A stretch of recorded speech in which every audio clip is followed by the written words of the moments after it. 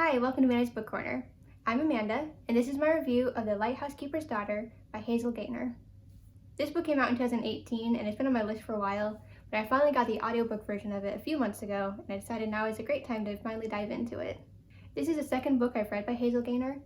About 5 or 6 years ago, I read her book, The Girl from the Savoy, right here, and I really loved it. I also have a couple of other books by her on the bookshelf that I just haven't gotten to yet, but I am excited to get to them. One is The Cottingley Secret, and the other is 3 Words for Goodbye, which she wrote with Heather Webb. So I plan to get to those latter two, hopefully in the near future, but my TBR is a billion books long, so we'll see when that happens. But I am excited to get to them. The Lighthouse Keeper's Daughter is historical fiction that follows 2 timelines. On the one hand, in 1838, in Northumberland, which is towards the north part of England, near Scotland, we follow Grace Darling, who is a lighthouse keeper's daughter, hence the title, and one day she and her father rescue some people when their boat is shipwrecked. One of these people is Sarah Dawson, and her story is really tragic. Her husband had just died, her 3rd child was born stillborn, and she's traveling with her 2 small children when she's on the boat when it gets caught in the storm and crashes.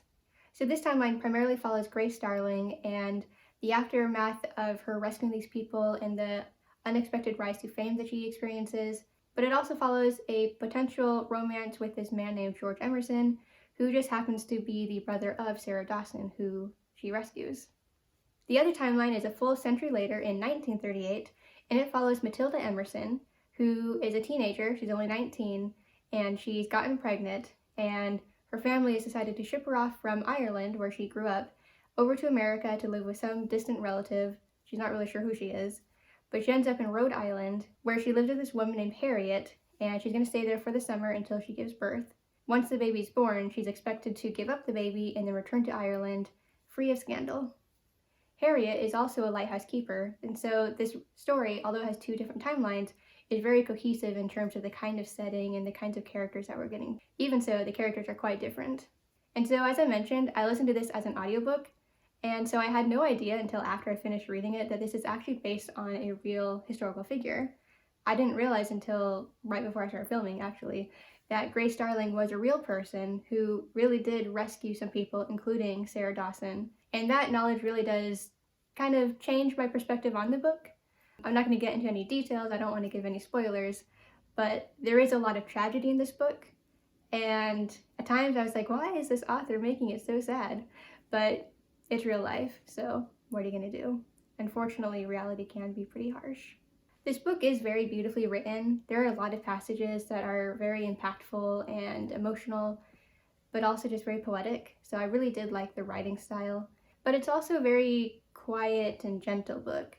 I'm not sure if that really makes sense, but to me it felt comfortable and gentle, and it is a very good example of not just historical fiction, but of a family drama and these different families and how things are unfolding. This isn't a romance, and this isn't a light read. It definitely does have a lot of depth to it, and it follows some interesting themes with the different characters. One thing I like in particular is how feminist this book is. Grace Darling is kind of ahead of her time. It is the 1830s, and this is a time when women weren't really expected to have real careers or to rescue people and be heroes. It was a time when she probably would have been expected to get married and have kids. Now she's the 7th of 9 children, so there's not too much pressure on her to follow that path and get married. But it is interesting when she does rescue these people, and the surprise that certain people have about her, a young woman rescuing people. At first people can't believe it, but then when it becomes clear that that is indeed how events played out, she becomes a sort of national treasure. She kind of becomes famous, and it's really unexpected. But it's because people were so surprised that a woman could do this. But on the other hand, it's not just that. It's also that Grace really is trying to tread her own path and not follow the tradition that people might expect her at this time. As I alluded to earlier, there is a maybe romance with this guy, George Emerson, who is the brother of Sarah Dawson. And it's interesting to see how their relationship plays out, the feelings that they have for each other, but also the choices that they make with whether or not they will even pursue a relationship. Grace really isn't interested in leaving the lighthouse. She isn't really interested in getting married. She's devoted to the lighthouse, and once her dad retires, she's intending to take on the role of the main lighthouse keeper. And so It's interesting to see how she really is putting her career first, her duties first, and she's defying expectations and choosing a course that might not be expected of her, but really makes sense for her. But the question still remains of whether a relationship between her and George can work out despite all of that. I also will say, I like how these two, Grace and George, I like how they kind of flip the gender expectations between them.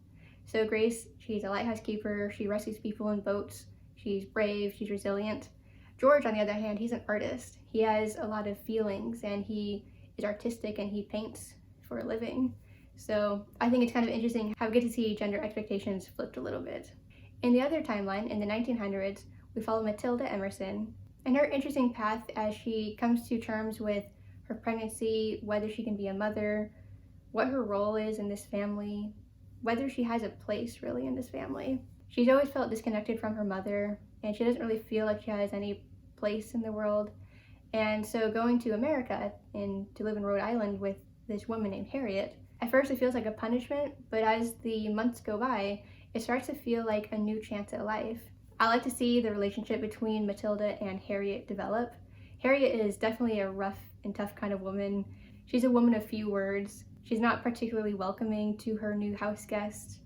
And it's just kind of interesting to see such two different personalities kind of clash in a lot of ways, but eventually develop a certain bond with each other. And maybe you can tell by Matilda's last name, but this is also kind of a book about generations. 100 years have passed and Matilda is still trying to find out about her family, this woman in the past named Grace Darling who was a lighthouse keeper, where her great-grandmother or great-great-grandmother, I can't remember, Sarah Dawson fits into everything, how the family came together over the last century and ended up from the people that we meet in the 1800s to where we are in the 1900s with Harriet and Matilda and the people in their lives. Maybe it's weird to describe The Lighthouse Keeper's Daughter as a gentle and kind of soothing novel. As I said, it is very turbulent. There is a lot of drama in it. Some characters do die and it's very tragic. It can be very heart-wrenching. But somehow it all just comes together and feels very gentle and warm, and it just feels like a warm hug from a family member. So I really enjoyed this novel, and I think the audiobook narrator, Imogen Church, did a wonderful job as well. I was actually pretty impressed by her because she has to do a lot of different accents in this book. We have characters who are from the north part of England, we have characters from Ireland, we have an American character, so she's kind of bouncing between different accents with these different characters that she narrates. But she did a great job, and I do think that her narration style fit with the kind of quiet, gentle, warm vibe that I got from the book. So in the end, I gave The Lighthouse Keeper's Daughter 4 stars. This is the second book I've read by Hazel Gaynor, but I definitely plan to read more. As I mentioned, I have a couple more on my shelf already, and she has additional books that I haven't even collected yet, but I do plan to get those as well. So stay tuned for more reviews of her books. I hope you enjoyed this book review video. If you did, please like, comment, and subscribe. And to make sure you don't miss any of my videos, please ring the bell to get all my notifications. I'll be making at least 1 or 2 book review videos every week, and I'm also making additional content now as well that you don't want to miss. So thanks for watching this video, and I hope to see you in the next one. Bye!